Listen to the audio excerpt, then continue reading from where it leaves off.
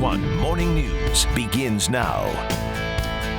ISIS claimed responsibility for terrorist attacks in 3 countries on Thursday and Friday, but of course, the ones that shook the whole world happened in and around Paris. 129 people were killed. Right now at 6, we have all angles of this developing story covered for you. Many mourning the loss of victims, which include at least one American student in her 20s. We'll be remembering the victims from all around the country. Laura? An international manhunt is going on right now for one of the men suspected in the attacks. I'm Laura Roberts, monitoring the latest on the response, including a series of airstrikes overnight on ISIS targets. Angelica. And here in Connecticut, UConn is investigating after a hate message was found on a dorm room door. I'm Angelica SPANOS, live in stores with a preview of a demonstration coming up today with students who are sick of the racial intolerance. All that coming up ahead, but first things first, here's a morning check of the forecast. That's right. Right off the top, we're checking in with Joe Fury. He is over there on Weather Watch for us. All good morning, Joe. Hey, Erica, Timmy, good morning. And hi, everybody. All right, this morning, starting out temperatures in the 30s in a lot of spots. 36 Hartford, 36 New Haven. 40, though, at Torrington. Some of the hilltops are a little milder this morning, and some of the valley locations. See 37 at Groton and 39 at Norfolk this morning. It's 38 at New Milford, but 33 Danbury. So it's clear sky, but what we're watching is a backdoor front. This front is, well, in association with a big Arctic high in eastern Canada. Backdoor front means that it comes down from the north, goes off to the south, and we turn cooler. So our advertised nice mild week is about to well, become a lot chillier. Today, though, is a great day. We are looking for temperatures up around 60 this afternoon. So maybe the jacket at the bus stop this morning, but after school, probably just the long sleeves will be in place. Plenty of sunshine, a real good look, a nice feel out there for today. So we're doing just fine. With the sun up this morning, 641 down at 429. So, yeah, today's the mildest day of the week. How cold will it be as we head for tomorrow and Wednesday? Storm system coming along by Thursday. We'll talk about that and take it right out for the upcoming weekend. And the long-range forecast coming up in just a little while. All right, 6:03. Let's take it out to the roads this morning. Right to let's get any big problems at the moment. Well, we're still watching this ramp closure on the eastbound side of 84, the 72 on-ramp, and this is because of an overnight crash, a serious accident. The investigation's still underway, but should be reopened shortly. It's not impacting 84 itself. 84 through Hartford looks fine. Eastbound side, about 7 minutes from West Hartford, about exit 40, straight on into the tunnel. Drive times look good this morning with no issues along 84, 91, and Route 2. Nice 7 minutes from Glastonbury's exit 8.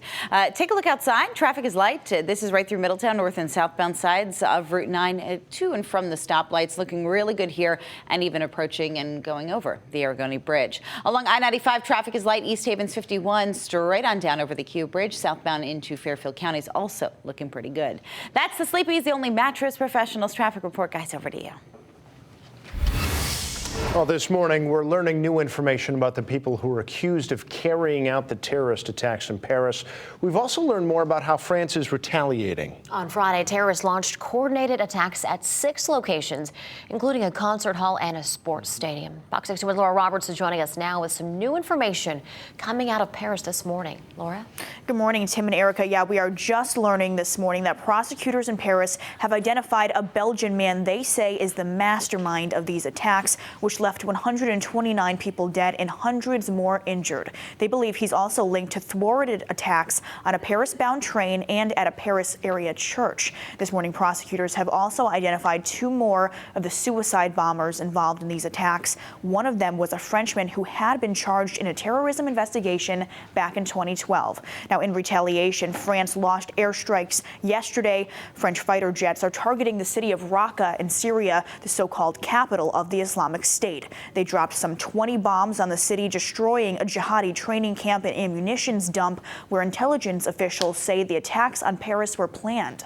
An ISIS media wing claimed the sites had been abandoned and there were no casualties. Meanwhile, in France, there have been more than 150 police raids overnight, according to the Prime Minister. Authorities are trying to rein in the network responsible for orchestrating the attacks. We're told 104 people have been placed under house arrest. One person police are still still searching for is 26-year-old Salah Abdeslam, who they say rented a vehicle the terrorists used. Police had the Belgian man in their grasp early Saturday when they stopped a car carrying 3 men near the Belgian border, but they let him go after checking his ID. Now, here in the United States, Alabama Governor Robert Bentley has announced he's refusing Syrian refugees relocating to his state after this weekend's attacks. He says the U.S. Refugee Administration program is a policy he feels places the citizens of Alabama in harm's way. President Barack Obama has ordered flags to be lowered to half-staff through Thursday to honor the victims of these attacks. Erica, back to you. Laura, thanks. Well, up at UConn, a racist message was found on the name tag of a Muslim student's dorm room. And now frustrated students said they are going to demonstrate. Yeah, Fox 61's Angelica Spanos is live on UConn's campus this morning with more on just how those students are reacting. Well, Tim and Erica, students here at UConn say there is a racist atmosphere here at UConn and a little bit of a sense of Islamophobia. Now, they are planning to demonstrate later on today in a rally happening at noon to come together against the racist intolerance. Now, all this was amplified after a hate message was found written on the door of an Egyptian student's room. Take a look here at the picture there on the 3rd floor of Nathan Hall Inn. You can see the sign on Mahmoud Hashim's door, and under his name it says "Killed Paris." The racist writing brought Hashim to tears. The Muslim student and many others say they're sick of the racial intolerance and say this isn't the first time an incident like this has happened. Hashim will be one of the Muslim students standing up for those who feel unsafe due to this intolerance. Why judge me like terrorist? I'm not look like terrorist. I don't like hate to hurt people. So I don't deserve that. Each and every time an event like this happened, students of Middle Eastern, North African, or Muslim descent always feel the need to become defensive.